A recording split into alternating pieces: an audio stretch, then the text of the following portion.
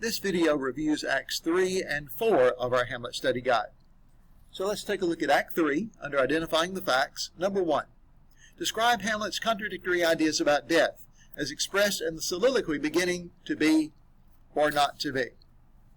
In this soliloquy, Hamlet regards death as a deliverance from the frustrations and insults and woes of life. But on the other hand, he muses on death as very frightening and dreadful.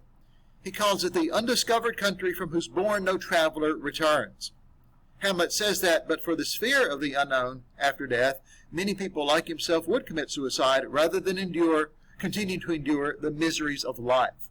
Other people interpret it as Hamlet simply spouting off. He's philosophizing out loud, trying to figure out, well, what is the meaning of life now that I am faced with my own father's death? Number 2. Summarize the main points of advice Hamlet gives as a kind of director to the actors. And that's advice many believe that was Shakespeare's own advice to his own acting company.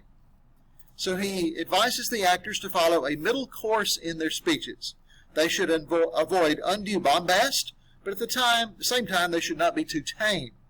They should suit the action to the word to the action. Their delivery should be appropriate to the situation on stage.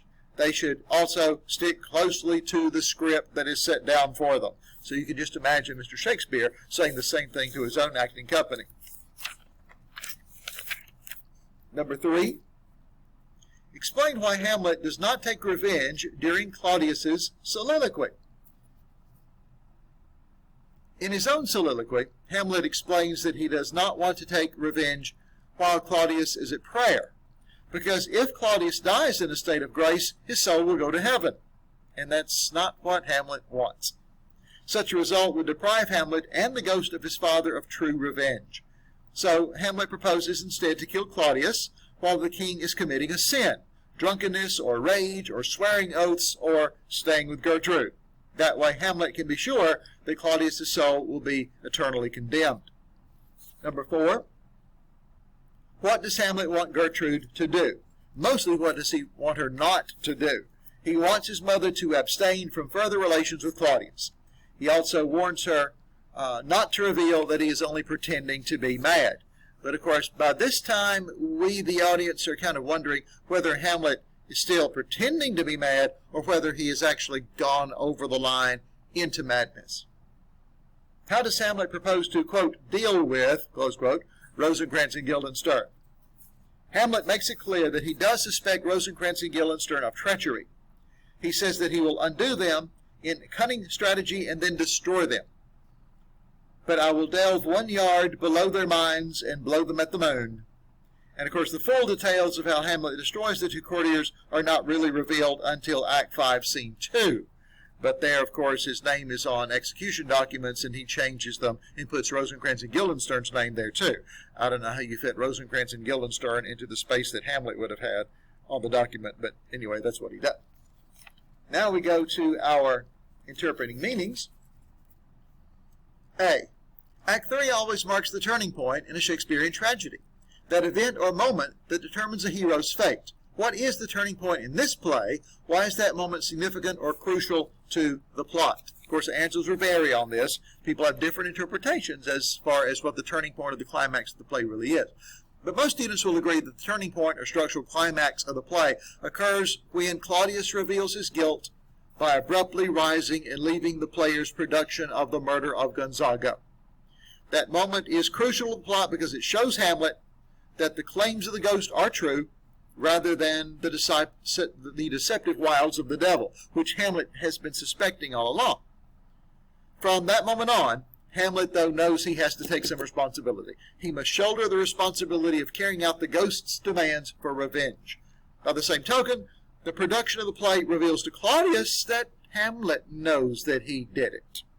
So it's a two-way sword there, isn't it? Though he is forced to dissemble throughout much of the second half of the play, Claudius's own interests now require that he become Hamlet's deadly antagonist. The structural climax of the play, therefore, clearly outlines the central conflict of the play. The second half of the tragedy will pit Hamlet, the protagonist, in a struggle to the death with Claudius, our antagonist.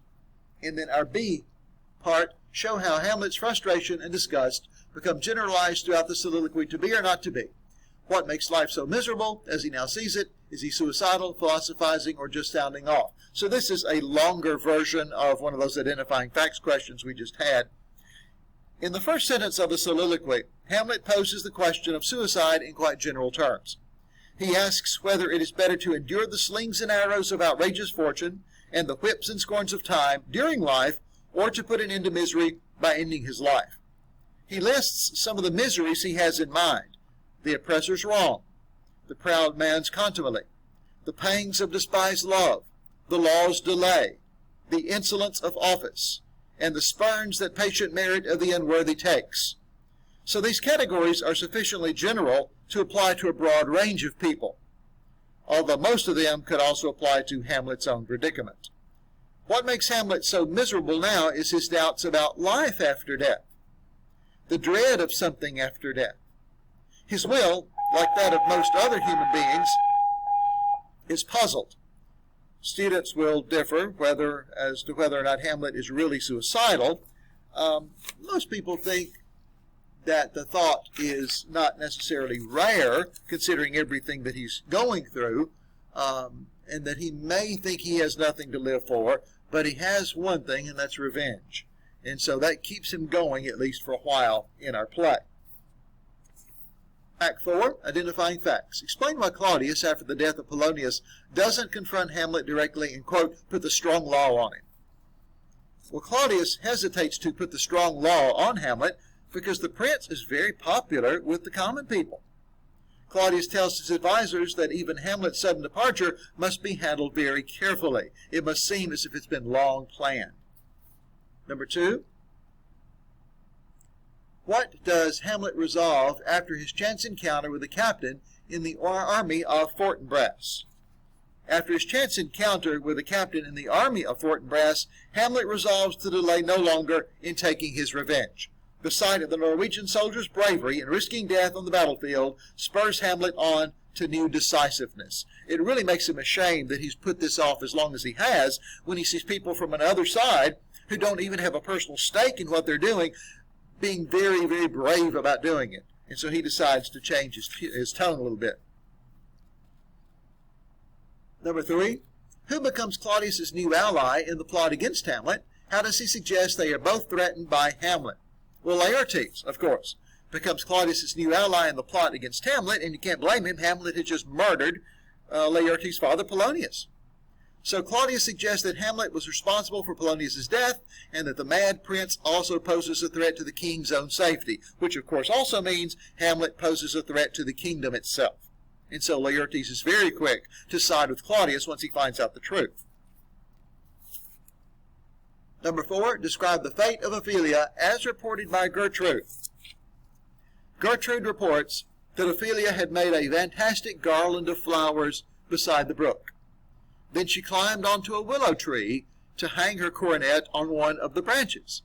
But the branch broke, and Ophelia fell into the stream. As she floated on the water, she seemed unconscious of any danger, and sang various songs and hymns. But the weight of her wet clothes soon dragged her beneath the surface, and she drowned. Number 5, what kind of mail has Horatio received unexpectedly from Hamlet? Horatio unexpectedly receives a letter from Hamlet, which is delivered by a sailor. Hamlet announces that the ship bearing him to England was suddenly attacked by pirates. As Hamlet boarded the pirate ship to repel their attack, his own ship broke free. Hamlet thus became the pirates' only prisoner. But he mysteriously relates that he persuaded the pirates to treat him very well, and he has somehow returned to Denmark, and he urges Horatio to follow the messenger to meet him as soon as possible.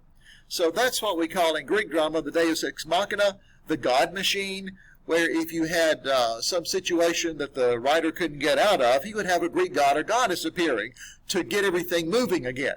Well, the pirate ship serves the same purpose right here. People still laugh about the pirate ship, that Shakespeare wrote himself into a corner, and he had to figure out some way to get Hamlet back to Denmark.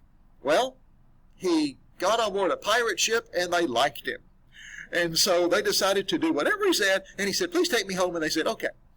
So it seems rather incredulous that that would have happened that way, but this is a case where Shakespeare may have written himself into a corner. And, of course, the Elizabethan loved pirate stories, so when all else fails, throw in a pirate ship. Okay. So those are our identifying facts for Act 4. Let's look at our interpretation questions for Act 4. Consider Ophelia's thought, we know what we are, but know not what we may be. And how does that line relate to various people in the play? Well, Ophelia herself knows that she was being manipulated by the king and by her father, yet she probably did not expect the madness that would be the psychological result of that manipulation. Hamlet has known the sorrow of his own predicament, but not until late in Act 4, really. He figured out how to resolve those doubts and uncertainties and finally to take action. Gertrude has known that her marriage to Claudius, the suspect, may perhaps even corrupt, but she has not known until Act 3, around Scene 4, that she could take action to ally herself with her son against the king. And then the B question, examine Hamlet's use of humor in his confrontation with Claudius. How much of Hamlet's jokes and puns could be considered as treason if he were not supposedly insane? Hamlet's remark about the fat king, his talk about a king going to a progress through the guts of a beggar, his command to Claudius to seek Polonius's body in the other place, meaning hell, and his ironic farewell to Claudius, addressing the king as dear mother. Well, if Hamlet were not supposedly insane, each of those remarks might be considered treasonous or at the very least very disrespectful. So that will review our answers to our Acts 3 and 4. There'll be a separate video now going over the answers to Act number 5.